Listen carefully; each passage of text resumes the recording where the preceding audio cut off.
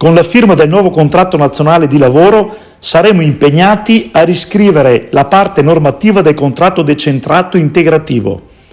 Siamo in campo per cogliere nuove opportunità e dare risposta a tante necessità e bisogni e valorizzare le professionalità esistenti in Regione Veneto.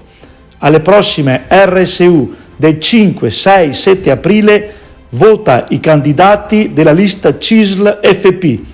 Siamo dipendenti dalla Regione del Veneto, impegnati per tutelare i diritti del lavoro di tutti i colleghi.